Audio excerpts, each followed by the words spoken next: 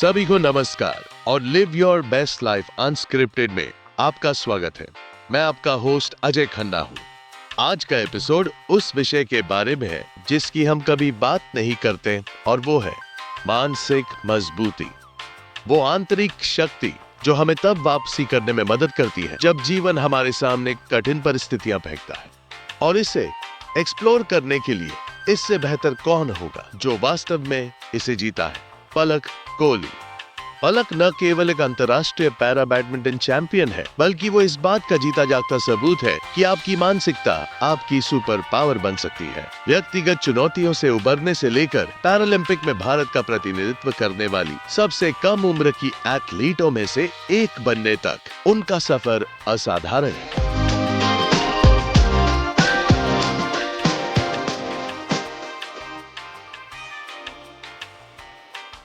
पलक, show में आपका स्वागत है। आपको यहाँ हमारे साथ पाकर बहुत अच्छा लग रहा है, और मैं शायद कुछ सालों बाद नवाबों के शहर लखनऊ आ रहा हूँ। क्या आपको ये शहर खास तौर पे पसंद है? जी, सबसे पहले मुझे आज यहाँ बुलाने के लिए आपका बहुत बहुत शुक्रिया। और मुझे ये जगह पसंद है और ये बहुत अच्छा शहर है। हमें यहाँ हर तरह का खाना मिलता है, और अगर आपको चिकन और कबाब पसंद है तो यहाँ का सब कुछ बहुत मशहूर है। और मुझे लगता है कि ये बहुत खूबसूरत शहर है। हाँ, मुझे पता है कि ये काफी ऐतिहासिक शहर है। ये बहुत पुरानी संस्कृति है। तो पलक, आप एक आइकॉन रही हैं। युवाओं के साथ आपकी चर्चा होती रहती है। वो वास्तव में आपको अपना आदर्श मानते हैं। तो मुझे बताइए कि इन सभी जीतों और सफलता से पहले आपको पहली बार कब एहसास हुआ कि आपके अंदर वो चिंगारी है, वो आंतरिक विश्वास है कि आप आगे बढ़ सकती हैं और कुछ बेहतरीन कर सकती हैं? मुझे लगता है मैंने व्यक्तिगत रूप से कभी नहीं सोचा था कि मैं खेलों को पेशेवर तरीके से अपनाऊंगी या इसमें अपना करियर बनाऊंगी और देश का उच्चतम स्तर पर प्रतिनिधित्व करूंगी और आज युवा पीढ़ी को प्रेरित करूंगी। तो मुझे लगता है कि ये 2017 की बात है। एक दिन जब मैं मॉल से बाहर आ रही थी और रास्ते में मुझे एक अजनबी मिला और उन्होंने मुझसे पूछा कि मेरे हाथ में क्या हुआ है। मैंने बताया कि ये जन्म से है, क्योंकि ऐसे सवालों की आदी थी मैं। और उस दिन मुझे याद है पहली बार किसी ने मुझसे कहा कि आप खेलों में कमाल कर सकती हैं, और ऐसे ऐसे पैरा स्पोर्ट्स होते हैं और पैरा बैडमिंटन है, और आप यंग हैं, और अगर आप इससे शुरुआत करती हैं तो आप इसमें बहुत अच्छा कर सकती हैं। मैंने एक सरकास्टिक स्माइल दी, क्योंकि पास्ट में जीवन में कई स्थितियों से गुजरी थी जहां मुझे बताया गया था कि खेल मेरे बस की बात नहीं है, या मुझे उस तरफ नहीं देखना चाहिए, और मुझे अलग बैठने और दूसरों को खेलते हुए देखने या रेफरी बनकर उन्हें जज करने के लिए कहा गया था, और मुझे इसका हिस्सा बनने से रोका गया था। तो उस घटना के बाद जब मेरी माँ को उस व्यक्ति का कांटेक्ट मिला, तो हमें नहीं पता था कि वो भारतीय पैरा बैडमिंटन टीम के मुख्य कोच हैं। बाद में हमें पता चला कि वो गौरव खन्ना सर हैं, और वो भारत में पैरा स्पोर्ट्स के लिए द्रोणाचार्य और पद्मश्री अवॉर्डी हैं। तो मुझे लगता है कि वो मेरे जीवन में दिशा बदलने वाला मोड़ था, जहाँ मुझे इसके एक अलग पहलू के बारे में पता चला। और पहली नज़र में उस खेल को पेशेवर तरीके से लेने के पक्ष में नहीं थी मैं, क्योंकि मेरे पिछले अनुभव अच्छे नहीं थे। इसलिए मेरे दिमाग में हमेशा ये दूसरा विचार आता था कि ये क्या है? क्या मैं खुद को उसी स्थिति में ढालने जा रही हूँ? मैं फिर से खुद को एक अलग खेल में ढालने जा रही हूँ और लोगों की बातें सुनूंगी कि ये मुश्किल है या ये मेरे लिए नहीं है। लेकिन उसके बाद मैंने बस सोचा कि चलो इसे आजमाते हैं, और एक बच्चे के रूप में हम सोचते हैं कि वही स्कूल में आके टीचर्स को वो ट्रॉफियाँ दिखाएंगे और उन्हें दिखाएंगे कि मैं ये कर सकती हूँ। तो बस ऐसे ही 7-8 महीने बाद जब मैंने अपने माता पिता से कहा कि मैं इस खेल के साथ शुरुआत करना चाहती हूँ, और उन्होंने इसे गंभीरता से लिया, और फिर हम सर से जुड़े और हमें उनके यहाँ लखनऊ में एकेडमी के बारे में पता चला। फिर मेरे पिताजी ने अगले ही सप्ताह यहाँ शिफ्ट होने का प्लान बनाया, और मैंने 2018 में रैकेट पकड़ने के साथ अपनी यात्रा शुरू की। और ये अभी भी रास्ते में कई चुनौतियों और कई जीतों के साथ जारी है। मुझे लगता है कि वो एक स्पार्क वाला पल था और मैं उस किस्मत या वैसी चीज़ों में विश्वास नहीं करती, लेकिन मुझे लगता है कि ये नियति थी जो चाहती थी कि मैं पैरा बैडमिंटन बिरादरी का हिस्सा बनूं, और मुझे लगता है कि ये भगवान की योजना थी। और एक मॉल के बाहर एक अचानक मुलाकात ने सचमुच आज मेरी ज़िंदगी बदल दी। जी हाँ। क्या बैडमिंटन आपकी पहली पसंद थी, या जैसे कि आपने कहा 2017 में जब आप गौरव खन्ना सर से मिली, ठीक है, और क्या आप पहले बैडमिंटन खेल रही थी, या उसी खास पल में आपको एहसास हुआ कि बैडमिंटन आपका उज्जवल भविष्य बनने वाला है? दरअसल मैंने पहले कभी पेशेवर रूप से बैडमिंटन नहीं खेला था। मैं खेलों की शौकीन थी।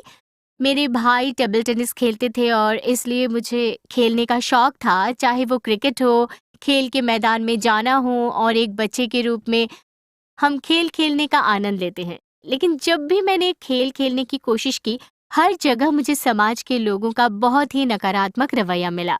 कुछ लोगों ने मुझे खेलने से रोका, जैसे लड़की है, लग जाएगी, बेहतर है बैठकर देखो। फिर बहुत से लोग अलग-अलग विचारों के साथ आए कि एक हाथ पहले से ही नहीं है, एक में भी लग गया तो तुम कुछ नहीं कर पाओगी, तो उन्हें खेलते हुए देखना ही बेहतर है। तो उन घटनाओं और समाज से मिले झटकों और मेरे प्रति उनके रवैये के कारण मैंने कभी नहीं सोचा कि मैं अपनी ज़िंदगी में कभी भी खेल को पेशे के रूप में चुन पाऊँगी। तो मुझे लगता है कि वो मेरे लिए एक बड़ा बदलाव था, और जब मैं यहाँ लखनऊ आई और मैंने पहली बार अलग-अलग सुपर एबिलिटीज़ वाले इतने सारे एथलीट्स को खेलते हुए देखा, कुछ व्हीलचेयर पर, कुछ पोलियो के साथ, कुछ मेरे जैसे ही एम्प्यूटीज़, मैंने सोचा कि अगर ये एक दूसरे के साथ एंजॉय कर रहे हैं और मज़े करते हुए अपना सर्वश्रेष्ठ खेल सकते हैं, और उससे मेरे रोंगटे खड़े हो गए कि अगर ये लोग कर सकते हैं तो मैं भी कर सकती हूँ। तो मैंने सोचा कि मुझे उस खेल को आजमाना चाहिए, और जब मैंने इसमें प्रवेश किया तो मुझे खेल से प्यार हो गया। और मुझे लगता है कि ये वो जुनून है जिसने मुझे बहुत कम उम्र में परिवार से दूर रहने और अकेले रहने और उन सभी कठिन दौर से गुजरने के लिए प्रेरित किया, क्योंकि मेरे जीवन में बहुत बदलाव आए थे।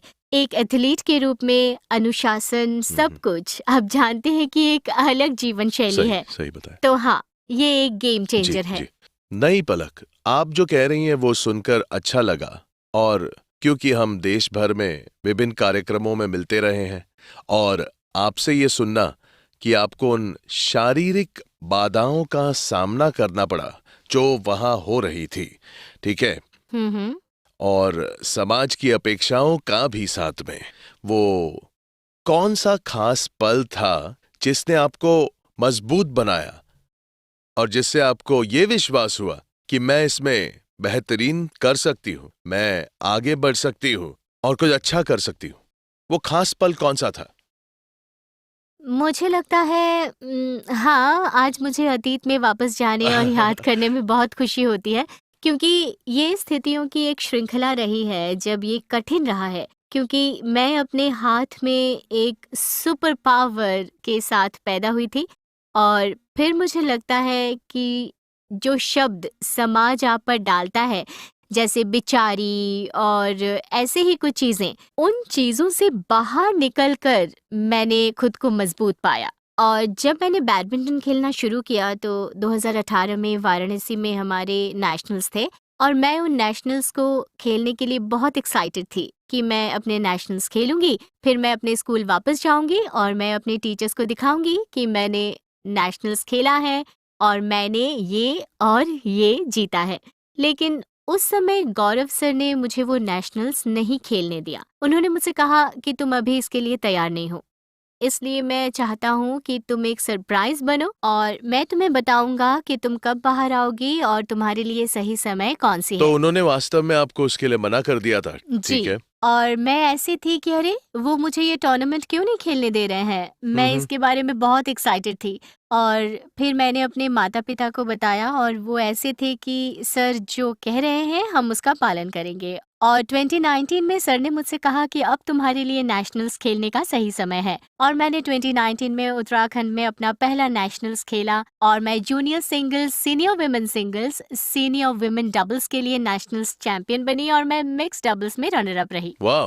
तो मुझे लगता है कि पहली जीत आपके लिए बहुत खास होती है, और उस समय मुझे उनके शब्दों का एहसास हुआ। वो चाहते थे कि मैं ट्रेनिंग के एक निश्चित दौर से गुजरूं और एक लक्ष्य के लिए तैयारी करूं, और मैंने अंततः उसे हासिल कर लिया। मैं बहुत खुश थी, और वो पल मुझे लगता है कि वो चिंगारी थी जिससे मुझे लगा कि मैं कुछ कर सकती हूँ, और हाँ, निश्चित रूप से मैं महान चीजें कर सकती हूँ।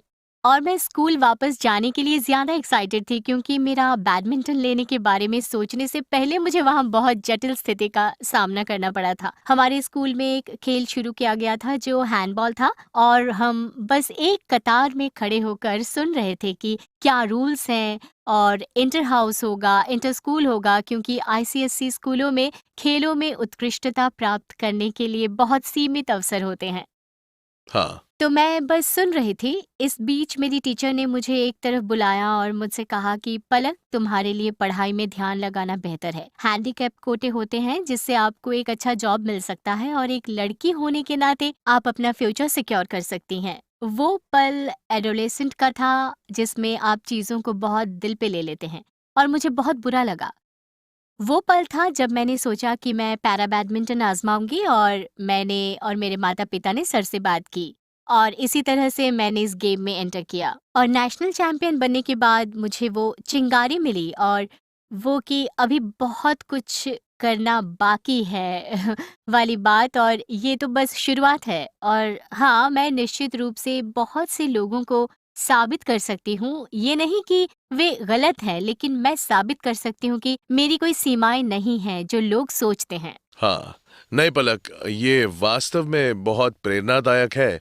और मैं आपकी कहानी जितना अधिक सुनता हूँ, आपका 2018 तब था जब आप खेलना चाहती थी, उस चैंपियनशिप के लिए जाना चाहती थी, और आपके सर, आपके कोच ने कहा कि एक और साल रुको।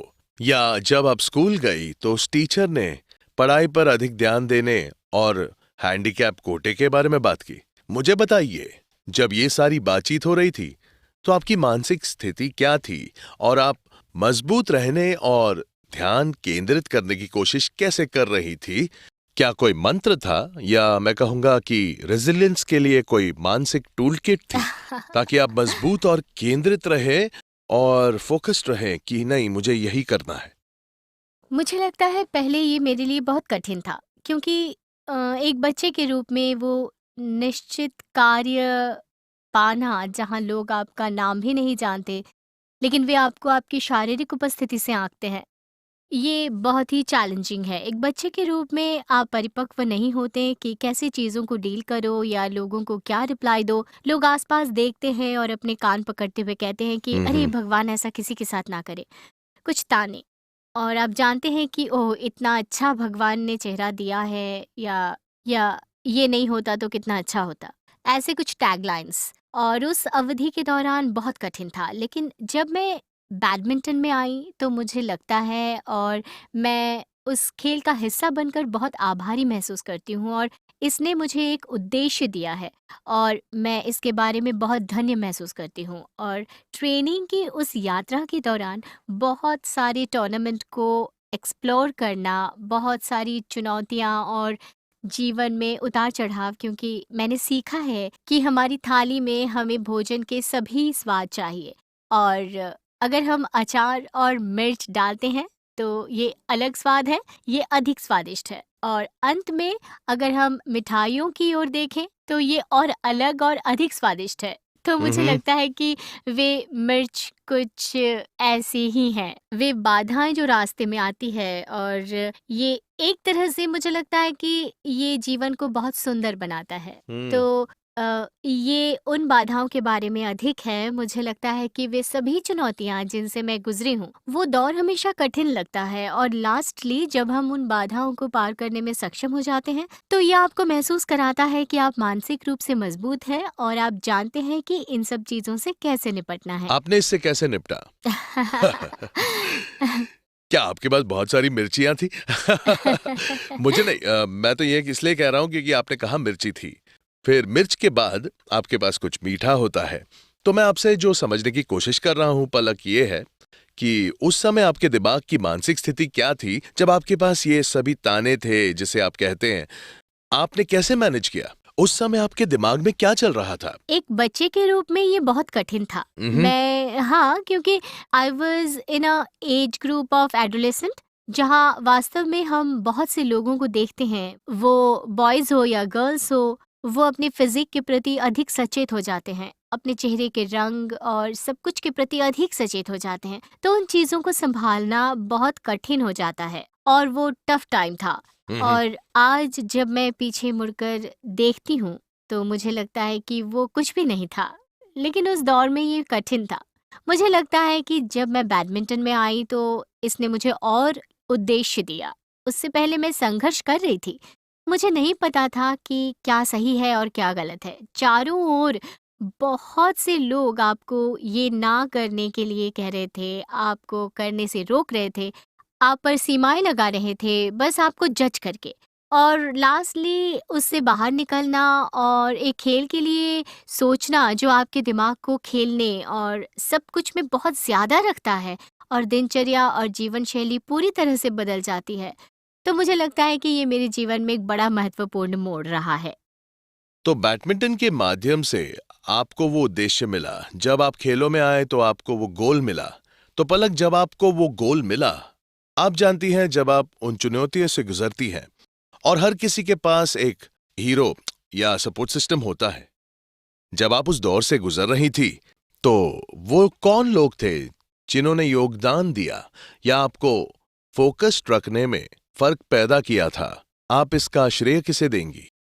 मुझे लगता है कि निश्चित रूप से मेरा परिवार, मेरे माता-पिता, मेरी माँ, स्पेशली मेरे दादा-दादी, क्योंकि जब मैंने लखनऊ में कदम रखा तो ऐसा था कि ठीक है जाओ। और जैसे हम बहुत से लोगों से, बहुत सी लड़कियों से सुनते हैं कि उनके माता-पिता या उनके दादा-दादी अपने बच्चों को कम उम्र में बाहर नहीं भेजना चाहते हैं, या हम अभी भी ऐसे देश में रहते हैं जहाँ लोगों को अभी भी लड़कियों को बाहर ना भेजने की छोटी मानसिकता है। और मुझे लगता है कि विकलांग व्यक्तियों के साथ लोग ऐसे ही अगर वहाँ उसे लग जाएगी या वो कैसे मैनेज करेगी और ये सब। लेकिन मेरा परिवार बहुत खुले विचारों वाला रहा है और उन्होंने मुझे हमेशा वो आज़ादी और चीज़ों को एक्सप्लोर करने के लिए खुली छूट दी है। लगेगी कोई बात नहीं, वो पीछे है, लेकिन उन्होंने मुझे हमेशा हर छोटी चीज़ से कोशिश करने दी है। पेंसिल को तेज़ करना सीखने से लेकर जब मैं स्कूल के शुरुआती दिनों में थी, मुझे अपने जूते के फीते खुद बांधना सिखाने तक। मुझे लगता है कि वे सभी छोटे-छोटे अंतराल मुझे याद हैं, जब मेरे सहपाठियों को नहीं पता था कि उनके फीते कैसे बांधने हैं। मैं ना केवल अपने लिए बांधती थी, बल्कि मैं उन्हें बांधने में मदद करती थी। वाओ! और आसपास के लोग हैरान थे कि वे नहीं कर पा रहे हैं और मैं कैसे कर सकती हूँ, क्योंकि मुझे वो खुली छूट मिली। और जब भी मैं कुछ कोशिश करती थी, चाहे वो साइकिल चलाना हो या किसी भी जगह पर, मेरे मॉम डैड और मेरे भाई मेरे पीछे होते थे, लेकिन उन्होंने मुझे पूरी आज़ादी और मेरे लिए कोशिश करने के लिए पूरी खुली छूट दी है। अगर मैं अपना संतुलन खो दूंगी तो वे मदद के लिए आएंगे, लेकिन हाँ। ये मुझे ही कोशिश करनी है। तो मुझे लगता है कि वो सभी सुपर हीरो हैं और मुझे लगता है निश्चित रूप से गौरव सर, जिनके कारण मैं खेल में आई, हाँ। और वो व्यक्ति जिसने वास्तव में आज मेरे जीवन को बदल दिया। और सभी हीरो हैं और मुझे लगता है निश्चित रूप से अब हर्बलाइफ परिवार के साथ हर्बलाइफ के लाखों लोग, सर आप, और मैं सोचती हूँ कि आसपास के हर कोई, वो सभी हमारे हीरो हैं। और मुझे लगता है कि जीवन बस एक फ़िल्म की तरह है, कोई विलेन नहीं है, हाँ। कोई हीरो नहीं है, कोई समस्या नहीं है और कोई समाधान नहीं है। तो आई थिंक ये एक रोलर कोस्टर राइड है और हम बस इसका आनंद ले सकते हैं। और हम हर किसी के लिए, सभी शुभचिंतकों, सभी समर्थकों, उन लोगों के लिए आभारी हो सकते हैं जो हमें अपना आशीर्वाद देने के लिए वहाँ हैं, और उन लोगों के लिए भी आभारी हैं जो हमारे रास्ते में बाधा डालते हैं, क्योंकि मुझे लगता है कि उन बाधाओं के बिना जीवन उतना खुशहाल या उतना अच्छा नहीं हो सकता, है ना? मुझे मुझे वो टिप्पणी पसंद आई जिसका पलक ने अभी उल्लेख किया। वो उन लोगों की भी आभारी है जिन्होंने रास्ते में बाधा डाली ताकि वो और अधिक मजबूत बन सके। और देवी और सज्जनों, पलक, मैंने किसी भी पॉडकास्ट पर पहले ऐसा नहीं किया है, और चूंकि आज आप अपने जीवन में नायकों के बारे में बात कर रही हैं, मैं चाहता हूं कि आप सभी नायकों को एक संदेश भेजे, हम्म, चाहे वो आपका परिवार हो या हम्म। आपके कोच, तो आप कैमरा की ओर क्यों नहीं देखती और उन्हें एक संदेश क्यों नहीं देती, एक प्यार भरा संदेश, जो कुछ भी आप कहना चाहें।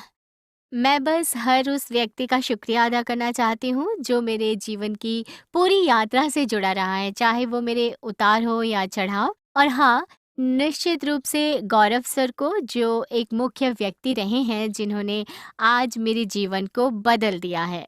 अगर मैं उनसे एक मॉल के बाहर नहीं मिली होती तो आज मैं उच्चतम स्तर पर भारत का प्रतिनिधित्व नहीं कर रही होती। और मैंने 3 श्रेणियों के लिए भी टोक्यो पैरा ओलंपिक खेलने वाली सबसे कम उम्र की एथलीट के रूप में अपना नाम नहीं बनाया होता। तो मुझे लगता है कि मैं वास्तव में बहुत आभारी हूँ, क्योंकि उनकी वजह से मैं यहाँ आपके साथ पॉडकास्ट भी कर रही हूँ सर। और निश्चित रूप से मेरे परिवार को भी, जो हमेशा ताकत का एक बड़ा स्तंभ रहा है, स्पेशली मेरी दादा दादी, मुझे स्वतंत्रता और सभी सुविधाएं देने के लिए, ताकि मैं जो चाहूँ वो कर सकूं, और मुझ में वो विश्वास जगाने के लिए कि वे मेरा समर्थन करने के लिए वहाँ हैं और मुझे बस पंख मिल गए हैं और मैं जितना चाहूँ उतना ऊंचा उड़ने की कोशिश कर सकती हूँ। मैं सच में बहुत आभारी हूँ। लगता है इन्हें पंख मिल चुके हैं और ये ऊंची उड़ान भरने के लिए तैयार है। ठीक है, ठीक है। तो पलक, मतलब आप एक एथलीट हैं, ठीक है, और एक एथलीट के रूप में शरीर और दिमाग के बीच हमेशा एक संबंध होता है।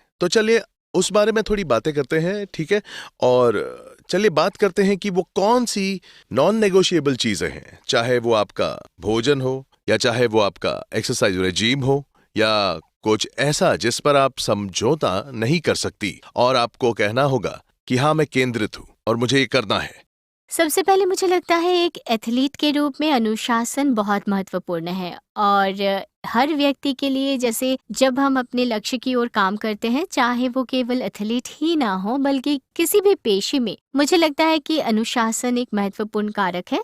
और एक एथलीट के रूप में हमें निश्चित रूप से समय का ध्यान रखना होता है, अपने सेशंस के प्रति पाबंद रहना। जैसे अगर सेशन 6 बजे है तो हमें ये सुनिश्चित करना होगा कि लाइनअप 6 बजे ही क्यों? हो। आपको समय का पाबंद क्यों होना है? आपको अनुशासित क्यों होना है? मुझे लगता है कि ये एक एक व्यक्ति के रूप में मुख्य विशेषताओं में से एक है। जैसे हम अपने लक्ष्यों के लिए काम कर रहे हैं और सब, अगर हमने एक लक्ष्य निर्धारित किया है, मैं इसके लिए एक छोटा सा उदाहरण दूंगी। हमारे सेशंस का एक ग्रुप है और हर रात एक दिन पहले हमें एक शेड्यूल मिलता है कि हमारा कल किस बारे में है और सेशन का निश्चित समय क्या है और हम अपने सेशंस में क्या ड्रिल करेंगे। जैसे कोर्ट पर 6 से 8:30 तक फिर हमारे पास फिजिकल है, या शाम को हमारे पास जिम या फिजिकल है, या हमारे पास मेडिटेशन है। तो चीज़ें बहुत टाइम ओरिएंटेड है, बहुत लक्ष्य उन्मुख काम करती है। ये बहुत महत्वपूर्ण है, क्योंकि जैसे हमारे पास दिन में 24 घंटे होते हैं और अगर मैं सोचूं कि 3 घंटे या 4 घंटे में खुद को एक लक्ष्य दूं कि मैं ये कमरा तैयार करूंगी, तो 4 घंटे में ही बनेगा। फिर अगर मैं सोचूंगी कि इसे 15 मिनट में बना लूंगी तो 15 मिनट में बन बिल्कुल जाएगा। सही कहा।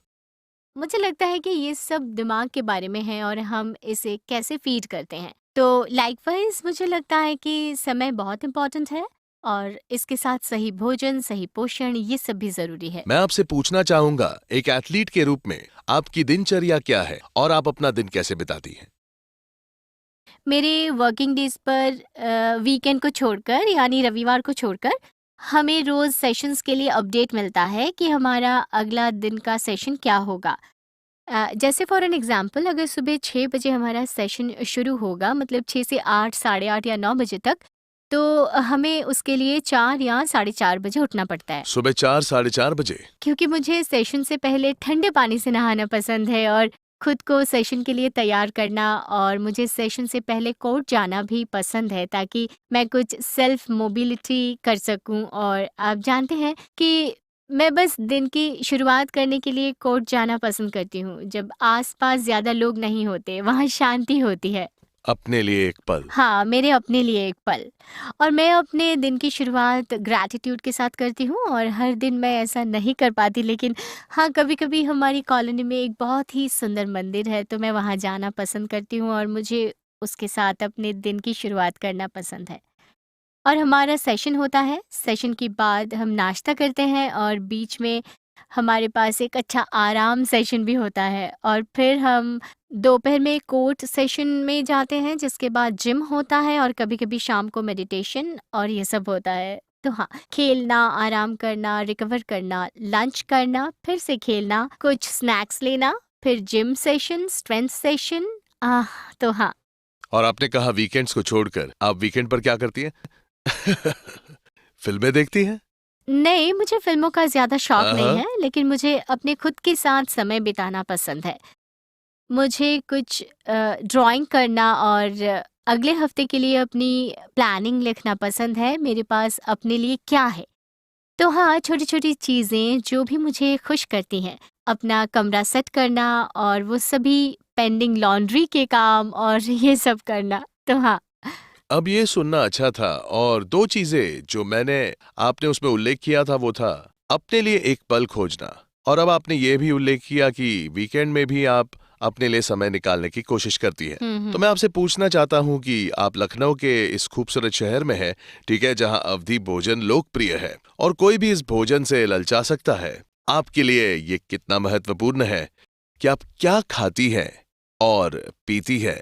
और जब हम खाने पीने की बात करते हैं, तो क्या आप श्रोताओं के लिए कुछ टिप्स भी समझाकर दे सकती हैं, और लिसनर्स के लिए कुछ टिप्स भी साझा कर सकती हैं कि आप जीवन की इस तेज और व्यस्त गति के दौरान सुबह से शाम तक जो करती हैं, उसमें अपना पोषण या वेलनेस रिजीम कैसे बनाए रखती हैं? मुझे लगता है कि पोषण निश्चित रूप से बहुत ही इम्पोर्टेंट भूमिका निभाता है और हम जीवन में जो कुछ भी करते हैं, जिस भी क्षेत्र में, जब तक हम स्वस्थ नहीं हैं, तब तक जीवन में कोई खुशी नहीं है। अगर आज मैं अस्वस्थ हूँ या मैं किसी बीमारी से पीड़ित हूँ या ऐसा कुछ, तो इससे कोई फर्क नहीं पड़ता कि मैं कौन हूँ या मेरा स्तर क्या है या मैं कितना पैसा कमाती हूँ या मैं कितनी प्रसिद्ध हूँ। जब तक मैं फिट नहीं हूँ, मैं स्वस्थ नहीं हूँ, वो सब चीजें बेकार है। बिल्कुल सही। तो मुझे लगता है वो हेल्थ ही सबसे इम्पोर्टेंट होता है, लेकिन उस चीज़ को हम कभी-कभी जीवन में बाद में महसूस करते हैं या जब कोई बीमारी हो जाती है या कोई रोग हो जाता है, तब हमें रियलाइज़ेशन होता है कि वो हेल्दी हैबिट्स कितनी इम्पोर्टेंट होती, क्योंकि उन पे स्टिक रहना इज़ मोर डिफ़िकल्ट। हमारे पास न्यूट्रिशनिस्ट हैं, हम प्लान्स बनाते हैं, बट राइट टाइम पे क्या खाना है, हम कभी-कभी फिर भी मिस कर देते हैं। सो ये बहुत इम्पोर्टेंट है।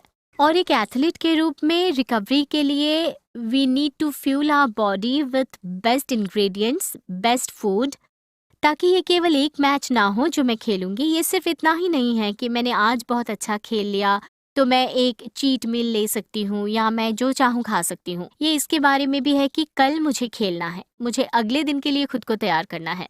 तो मैं आज जो खाऊंगी वो मुझे बेहतर रिकवर करने में मदद करेगा और लास्टली इससे मुझे खुशी भी महसूस होगी और अगले दिन मैं और अच्छा कर सकती हूँ या अगले सेशन में मैं खुद को एक अलग शिखर में ले जा सकती हूँ। मेरे भोजन के सेवन और पोषण के लिए निश्चित रूप से, जैसा कि मैं हर्बलाइफ का भी हिस्सा हूँ, तो मैं उससे बहुत खुश हूँ और सेशंस के दौरान मेरी ऊर्जा के लिए और प्रोटीन बिल्डअप भाग के लिए भी मेरे पास सबसे अच्छा पोषण है। तो मुझे इसके बारे में ज़्यादा नहीं सोचना पड़ता क्योंकि मैं उस ब्रांड के साथ हूँ जिसे निश्चित रूप से दूसरे विचार की आवश्यकता नहीं है। और मुझे इस समुदाय का हिस्सा बनना भी पसंद है क्योंकि ये केवल लोगों को बनाना या उन्हें करियर के अवसर देना नहीं है, बल्कि ये एक मुख्य जागरूकता भी पैदा कर रहा है जो स्वास्थ्य के बारे में है, स्वस्थ आदतों, स्वस्थ पोषण और सब कुछ के बारे में, क्योंकि मुझे लगता है कि जीवन में यही सब कुछ जी है। बिल्कुल सही।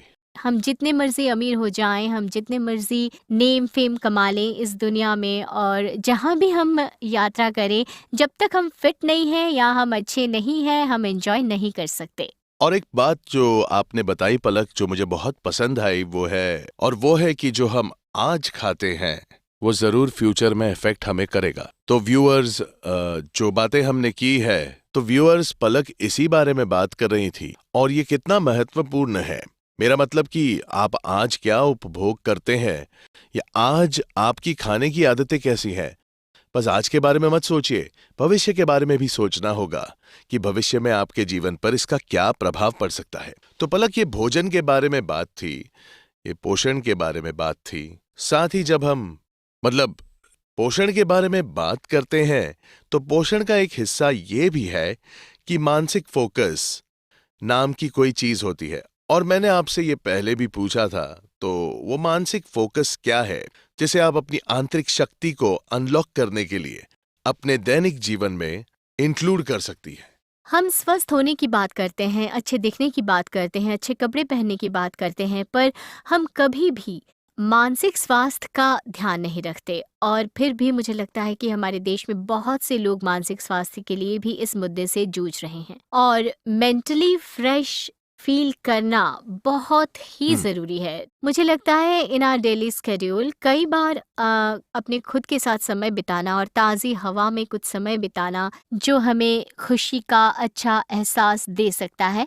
और मानसिक शक्ति के लिए मुझे लगता है कि मैं अपने साथ अपने कुछ नोट्स भी लिखती हूँ, और ताकि हम अपने मैचों से पहले भी उन्हें देखें कि मेरे भीतर क्या शक्ति है, ताकि मैं खुद को याद दिला सकूं उन क्षमताओं या बाधाओं को जिनसे मैं पहले ही गुजर चुकी हूँ।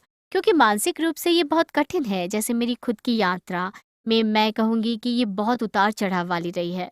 पहले मैं खुद से कहती थी कि मैं उन लोगों में से एक हूँ जिसे जन्म से ही ये सुपर पावरफुल हाथ पाने का सौभाग्य मिला है। फिर बाद में जब मैंने बैडमिंटन की खोज की तो मैं अपने करियर के शिखर पर थी। मेरे पैर में ट्यूमर हो गया और मुझे वो विशेषाधिकार मिला जहाँ हर किसी ने मुझ पर शक किया कि अब पलक के लिए खेलों में करियर खत्म हो गया है या ये उसके लिए एक अंत है और वो अन्य अवसरों की तलाश कर सकती है।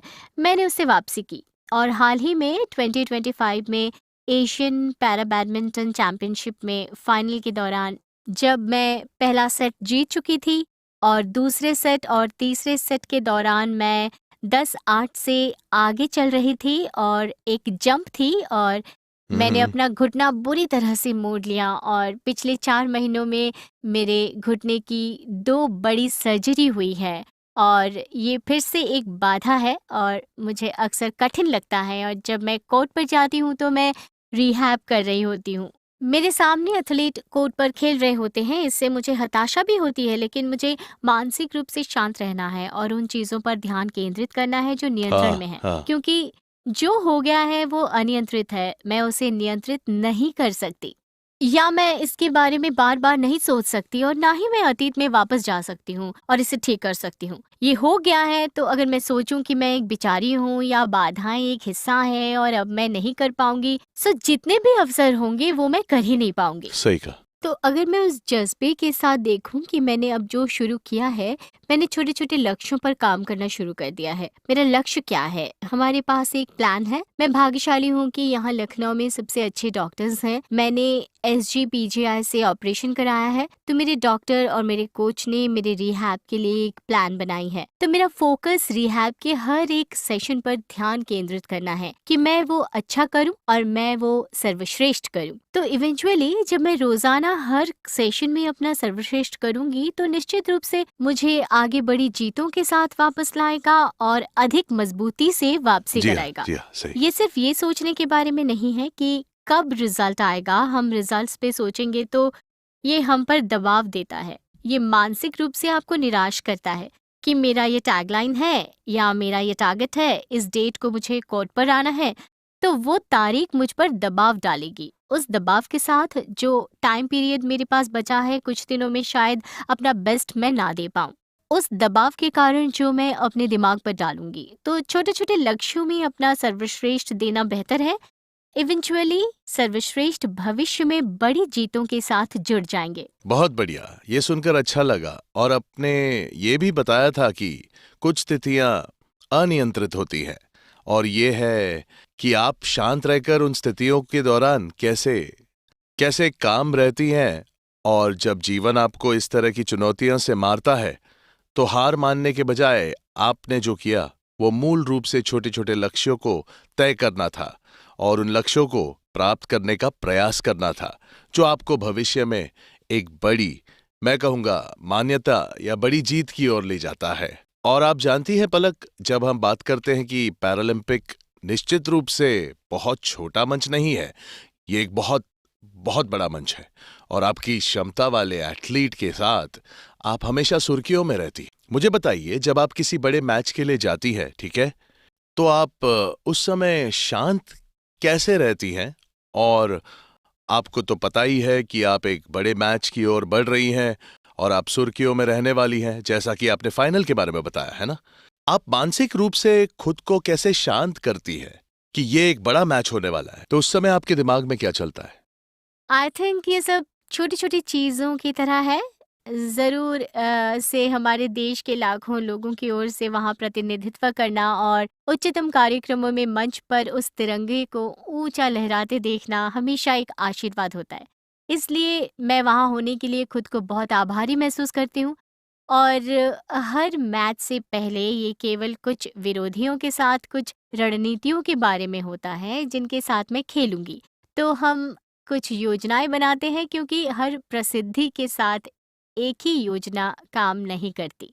तो हमें और कभी-कभी हमने एक प्लान ए बनाया है लेकिन वो स्थिति में काम नहीं कर रहा है तो हमें अचानक प्लान बी या सी या कभी-कभी हमारे पास मौजूद आखिरी प्लान पर शिफ्ट होना पड़ता है, जिसके लिए हमें हर स्थिति में आश्वस्त रहने की आवश्यकता है। तो कई बार हमारे खेलों के दौरान ड्रिफ्ट्स होते हैं, लाइटिंग या फर्श और सब कुछ के साथ बहुत सारी चिंताएँ होती हैं लेकिन वो सभी के लिए होती है। तो ये सोचने के बजाय कि ऐसा क्यों है, हमें ये सोचने की ज़रूरत है कि इसे कैसे अडॉप्ट किया जाए और उसमें सर्वश्रेष्ठ प्रदर्शन कैसे किया जाए।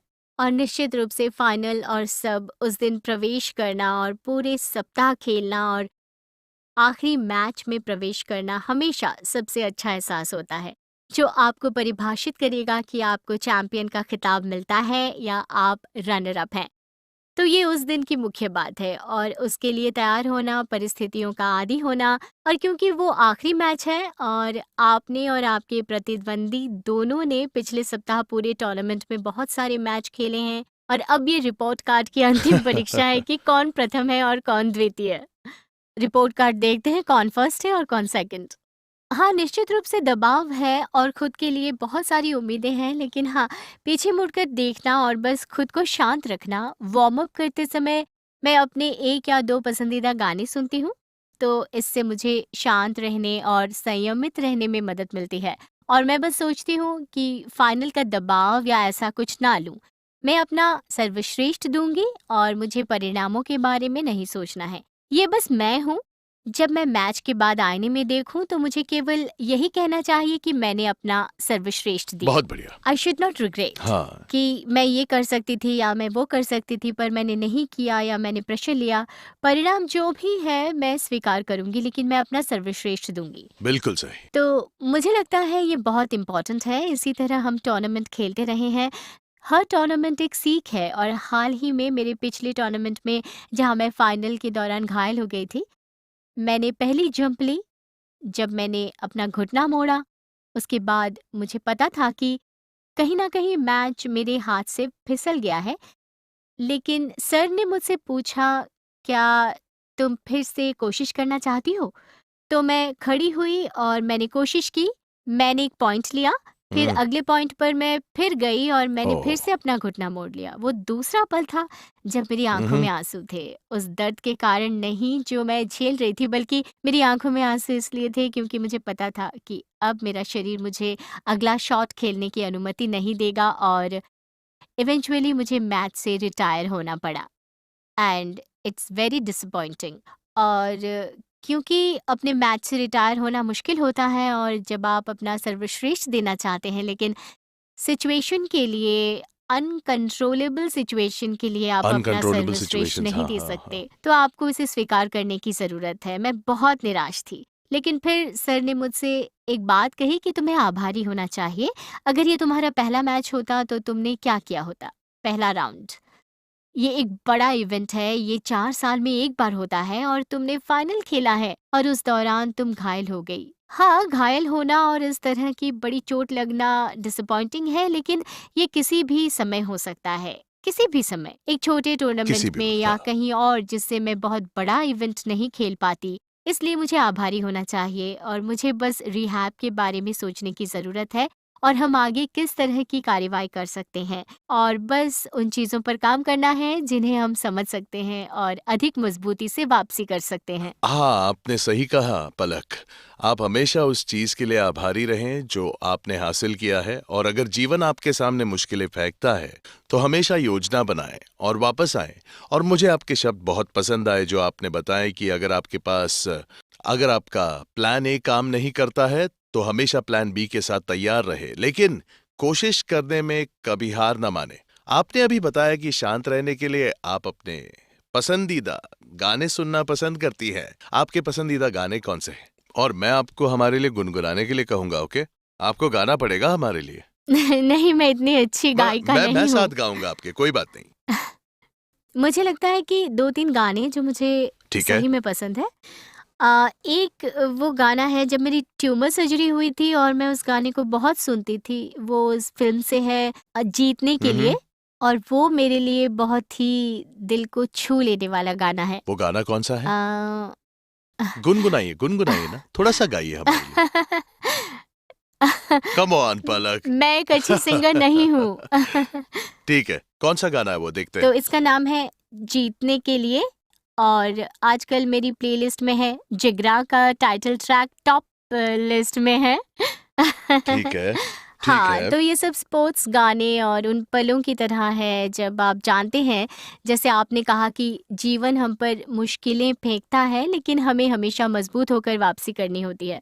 तो वो कुछ गाने हैं जो बहुत अधिक एक्साइटेड नहीं हैं, लेकिन कुछ ऐसे हैं जो धीमी टोन से सफलता और कुछ चीज़ों में बदल गए हैं।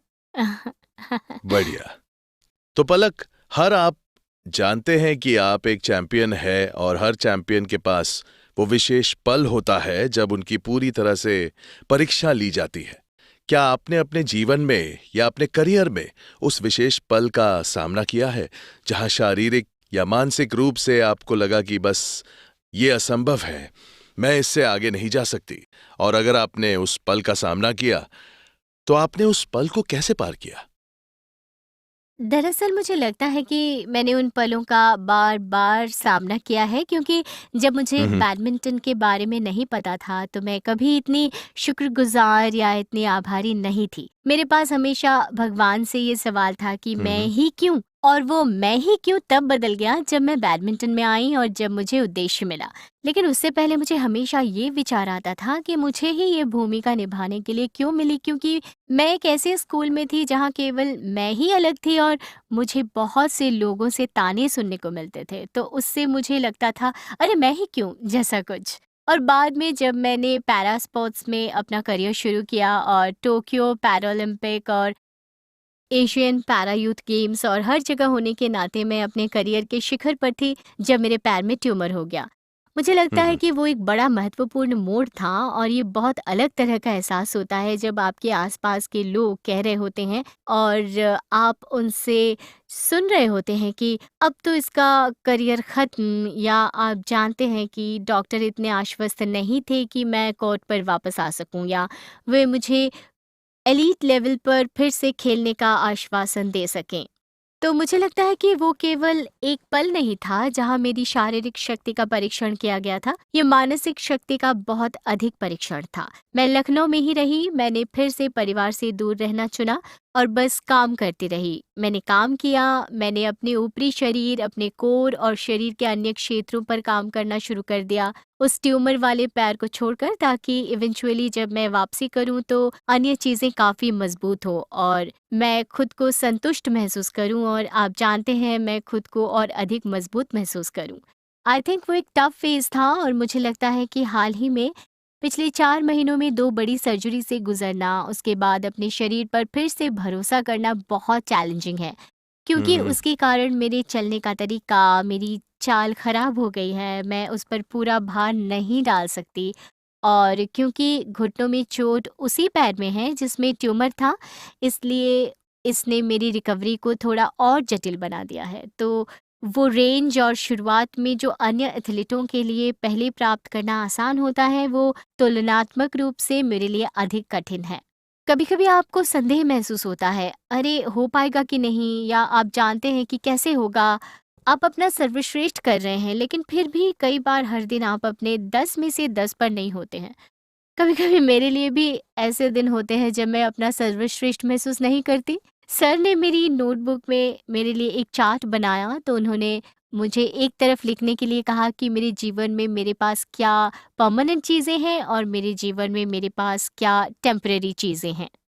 हम्म। तो जब मैंने उन चीज़ों को सूचीबद्ध किया, तो मुझे नहीं पता था कि उन्होंने मुझे ऐसा करने के लिए क्यों कहा है। मैंने किया। मेरे परमानेंट चीज़ों में और जो चीज़ें मेरे पास हैं, मेरा परिवार, मेरे समर्थक और हर कोई, और जो उपलब्धियाँ मैंने हासिल की है, और जब मैंने टेम्पररी चरण को देखा तो वो बस चोट थी और कुछ बहुत बिल्कुल। ही 2-3 चीज़ें थी, टेम्पररी थी। फिर उन्होंने मुझसे कहा कि क्या तुम्हें एहसास भी है कि तुम उन टेम्पररी चीज़ों की वजह से डिप्रेशन में जा रही हो, बहुत कठिन सोच रही हो, जो कि इवेंचुअली आज नहीं तो कल ठीक बिल्कुल। होना ही है, अगर तुम अपना हाँ। सर्वश्रेष्ठ दे रही हो। तो तुम्हें बस अपना सर्वश्रेष्ठ देने पर ध्यान केंद्रित करने की आवश्यकता है। ये तुम्हारी मदद करेगा। जो तुम्हें लगता है कि मैंने भी इन सभी कठिन परिस्थितियों से मानसिक शक्ति प्राप्त की है, और आई थिंक चोटें और उस ट्यूमर का वो चरण, और हाँ, ये बस टेम्पररी टेम्परेरी। था।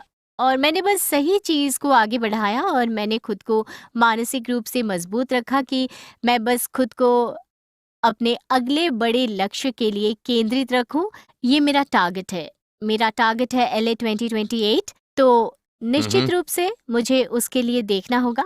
मुझे पैनिक नहीं करना है कि मैं आज ही ठीक हो जाऊं या आज ही रनिंग स्टार्ट कर दूं। शरीर को ठीक होने के लिए समय चाहिए, इसलिए हमें उसे ठीक होने का समय देने की आवश्यकता है। लेकिन इसके साथ ही मैं ध्यान केंद्रित कर सकती हूँ कि वो हीलिंग के साथ साथ पॉजिटिव वो कौन माइंडसेट। से क्षेत्र हैं जिन पर मैं और काम कर सकती हूँ। पॉजिटिव माइंडसेट, ये कहना आसान है मैं कहूँगी, लेकिन उन कठिन परिस्थितियों में खुद पर लागू करना मुश्किल है। लेकिन इवेंचुअली आई थिंक वे सभी चीज़ें आपको और अधिक मजबूत बना देती है।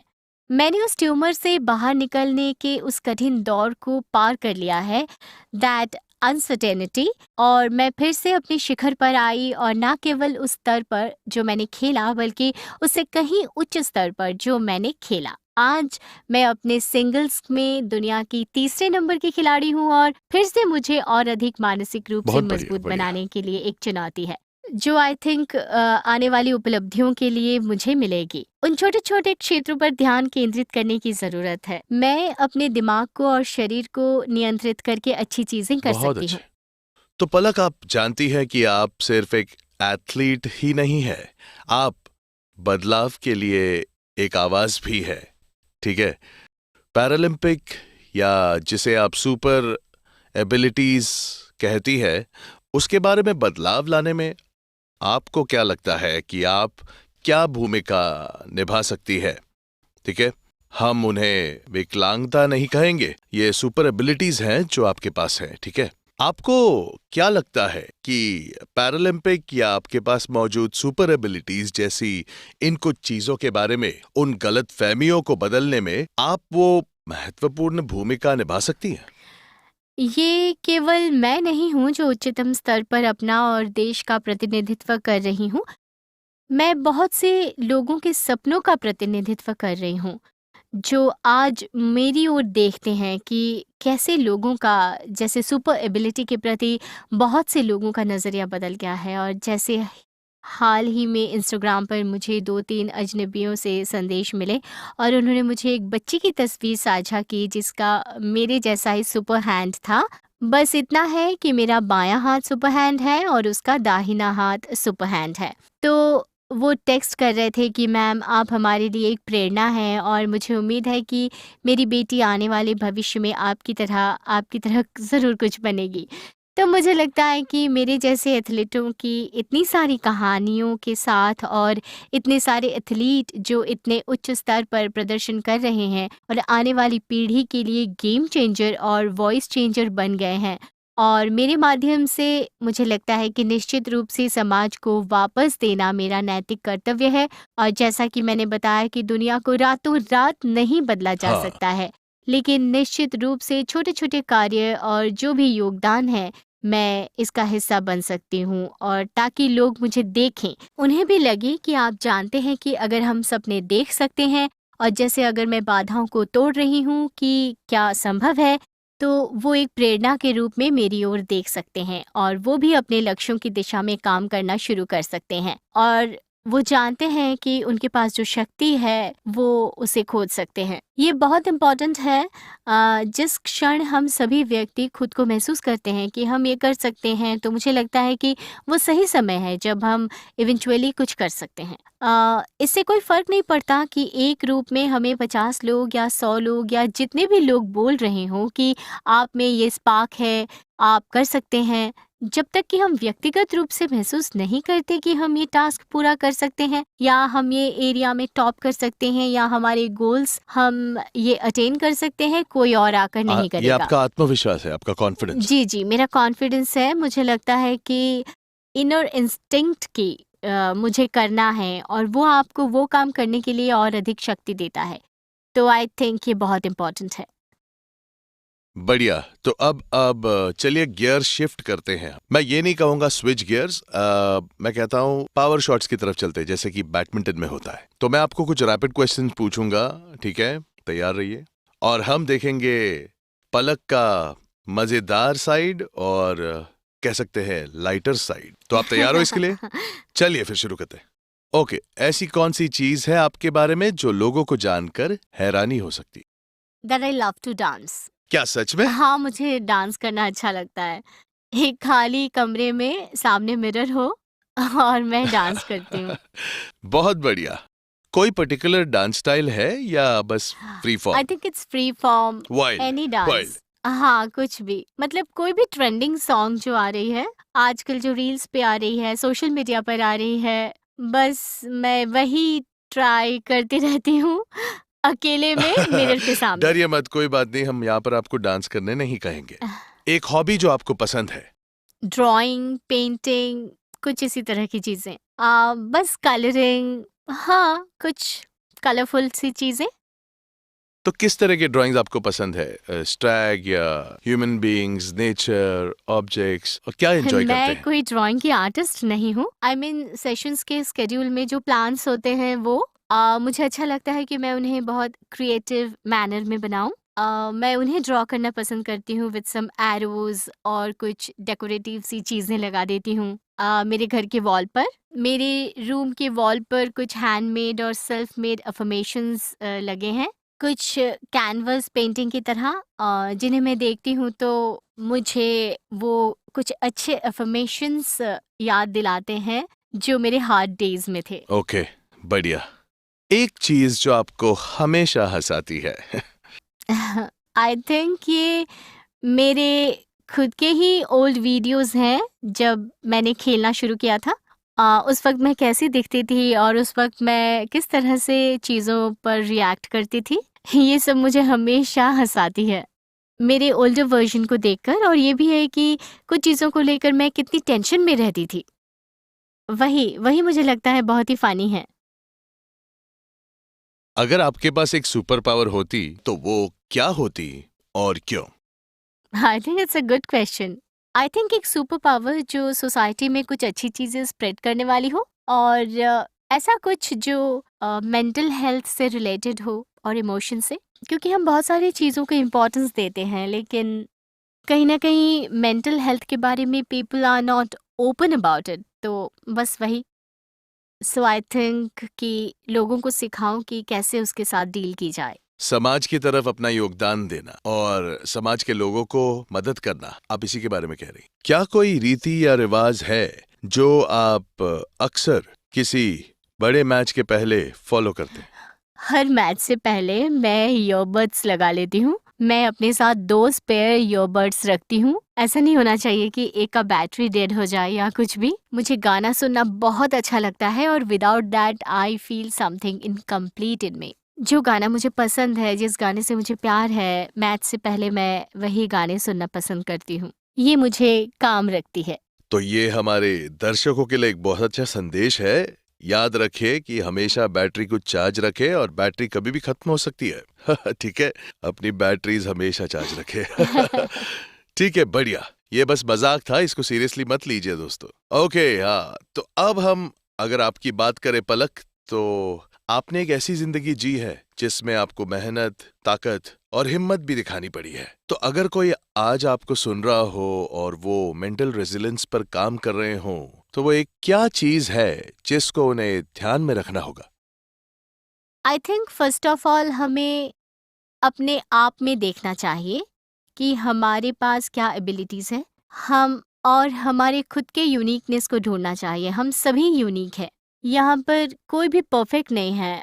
हम अपने रूप में परफेक्ट नहीं हैं। जिस तरह से हम बोलते हैं उसमें परफेक्ट नहीं हैं। हम सभी गलतियाँ करते हैं और जीवन का ये एक हिस्सा है। और आई थिंक कि अपने अंदर देखना बहुत ज़रूरी है, जो मुझे लगता है एज एन इंडिविजुअल, क्योंकि हमारे पास कई शक्तियां हैं लेकिन हम वास्तव में उन्हें नहीं खोज पाते हैं। तो हमारे पास बहुत कठिन परिस्थितियों से निपटने की ताकत है, लेकिन जब तक कोई हर्डल्स ना आए, कोई चैलेंज ना आए, तो हमें हमारी स्ट्रेंथ भी रिवील नहीं होती। सो वो सब एक पार्ट है लाइफ की। लाइफ एक रोलर कोस्टर है और हर दिन ऐसा दिन नहीं होता जहां हम अपना सर्वश्रेष्ठ महसूस करते हैं। ऐसे भी दिन होते हैं जहां मैं भी लो महसूस करती हूँ, और ऐसे दिन भी होते हैं जब मुझे भी लगता है कि अब नहीं होगा या अब कैसे होगा। लेकिन वापसी करना इम्पॉर्टेंट है और हार नहीं मानना कि अब नहीं होगा। तो ये अपने आप पर काम करने, अपने साथ समय बिताने के बारे में अधिक है, और कई बार बस चिल करना भी ठीक है, ब्रेक लेना भी ठीक है। और कई बार जब हमारे पास कठिन सेशंस होते हैं और जब मुझे लगता है कि मेरा शरीर बहुत थक गया है, तो मुझे ब्रेक की ज़रूरत होती है। कई बार मैं ब्रेक लेती भी हूँ। तो क्या आप चीटिंग भी करती हैं, जैसे खाने में या किसी और में? हाँ। नॉट सो रेगुलरली, लेकिन मुझे लगता है कि वो भी बहुत इम्पोर्टेंट है। हर समय सख्त आहार या हर समय लक्ष्य, टारगेट, ये बहुत अधिक हो जाता है। तो कभी-कभी एक ब्रेक के साथ the new restart it's also more good. तो मुझे लगता है कि ये ब्रेक किसी न किसी तरह से निश्चित रूप से आवश्यक है, और मैं भी ब्रेक लेती हूँ, और मुझे जो भी चीज़ खुशी देती है वो करना पसंद करती हूँ। चाहे वो ब्रेक लेना हो, दोस्तों के साथ बाहर जाना हो, अपने घर जाना हो, एक दिन बाहर बिताना हो, अपना पसंदीदा खाना खाना हो, या अपनी पसंदीदा चीज़ करना हो, जो मुझे पसंद है तो। रियली? कोई फेवरेट फूड है? क्या आपका फेवरेट फूड? मुझे तंदूरी मोमोज़ पसंद आपको है। क्या पसंद है? तंदूरी मोमोज़। तंदूरी हाँ। Momos. Okay, okay, okay, okay. तो पलक, बहुत सारे लोग हैं जो इस दुनिया में खुद को अनदेखा महसूस करते हैं, या जिनको अंडर एस्टिमेट किया जाता है। ओके, हाँ, जिनको असल में अपनी खुद की पावर का अंदाजा नहीं है, खुद की पावर का। ऐसे लोगों को आप कौन सा संदेश है जो आप देना चाहेंगी? आई थिंक सबसे पहले हमें ये सोचना बंद कर देना चाहिए कि हम बेचारे हैं, या मैं कहूँगी, जैसे अगर मैंने सोचा होता कि मैं एक बेचारी हूँ, या मैंने अपने साथ वाले लोगों पर अधिक ध्यान दिया होता जो मुझे ताने मार रहे थे या कह रहे थे कि, और उनके शब्दों पर अपना ध्यान लगाती। जैसे मैंने बहुत सी बातें सुनी हैं कि भगवान ऐसा किसी के साथ ना करे, और कुछ टैगलाइन और सब जो लोग अभी भी कहते हैं, कंपैरेटिवली कम, लेकिन फिर भी अलग-अलग मीडिया से सुनते हैं। तो ये बस उन पर ध्यान ना देना है, बस अपने जुनून का पालन करें, खोजें कि आप अपने जीवन में क्या करना चाहते हैं, क्योंकि इवेंचुअली राय देने वाले लोग बहुत मिलेंगे, सलाह देने वाले बहुत मिलेंगे, लेकिन हमें जो करना है वो हमें डिसाइड करना है। लोग बोलेंगे कि यार तुम, जैसे लोगों ने मुझसे कहा, बहुत से टीचर्स ने मुझसे कहा कि एक लड़की के रूप में विकलांगता होना, जिसके बारे में हमारा समाज कहता है कि ऐसे सवाल है कि कल को तुमसे शादी कौन करेगा। तो वो अच्छी पढ़ाई करने के लिए कहते हैं, हैंडीकैप कोटा ले लो, एक अच्छा जॉब ले लो, अपना लाइफ सेल्फ सिक्योर कर लो। बट रादर देन वो एक लिमिटेशन के तौर पे हम सोचेंगे, तो हम उतना ही सोचेंगे। But if we take it and think out of the box कि अरे यार वो कर सकते हैं, तो हम क्यों नहीं? कहीं जाना है, कुछ ड्रेसअप करना है, कोई टास्क परफॉर्म करना है, हर चीज़ हर तरीके से आवश्यक नहीं है। तो उसको कैसे टैकल करना है इज़ द मेन थिंग। और अगर मेरे जीवन में मैंने अधिक ध्यान दिया होता, और मैं भी सोचती कि अरे यार मुझसे नहीं होगा, तो कोई कितनी भी कोशिश कर ले वो मुझसे नहीं होगा। तो मुझे खोजने की ज़रूरत है, मुझे वहाँ मौजूद लोगों की ओर देखने की ज़रूरत है।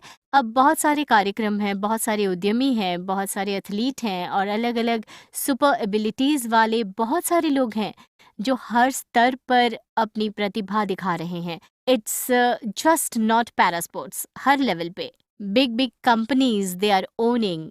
विकास और युग में बहुत बदलाव है और वो लोग एक उदाहरण है कि कुछ भी इम्पॉसिबल नहीं है।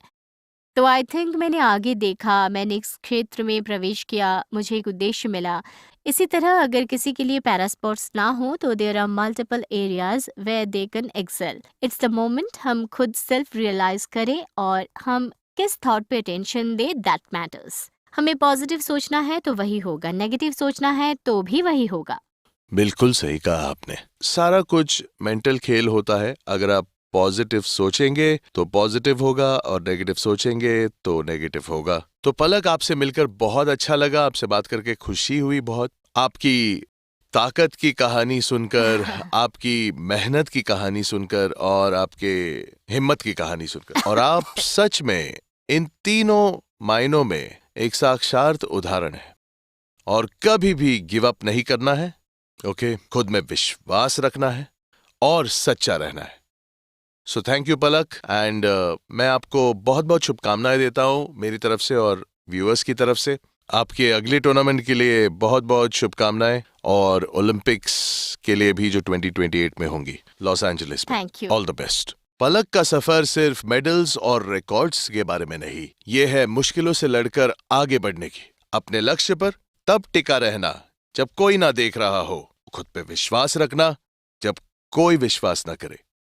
पलक ने एक चैंपियन होना रीडिफाइन कर रखा है, और वो भी सिर्फ कोर्ट पर नहीं, पर असल जिंदगी में भी। सारे दायरे तोड़ने से लेकर एक स्थिर भविष्य पर काम करने तक, भारतीय खेल में पलक एक आवाज बन चुकी है रेजिलियंस की, एक मकसद की, और धैर्य और साहस की। और उसके लिए हम आपके बहुत शुक्रगुजार हैं पलक। और जो भी हमें सुन रहे हैं, अगर आप कुछ सीखना चाह रहे हैं तो आप ये सीखें, और वो है कि आपका पावर आपको बाहर नहीं ढूंढना चाहिए, वो आपके अंदर ही है। खुद के बल पे कुछ कीजिए, अपने ऊपर विश्वास रखिए, अपनी बेस्ट लाइफ जीते रहिए। और अगर इस बातचीत से आपको प्रोत्साहन मिला, आपको हौसला मिला और आपका ध्यान खींच लिया, तो इसे शेयर कीजिए किसी जरूरतमंद के साथ। सब्सक्राइब कीजिए, रिव्यू दीजिए हमें, और हमें दोबारा मिलिए अगली बार on live your best life unscripted, क्योंकि ये सफर तो बस अभी शुरू हुआ है।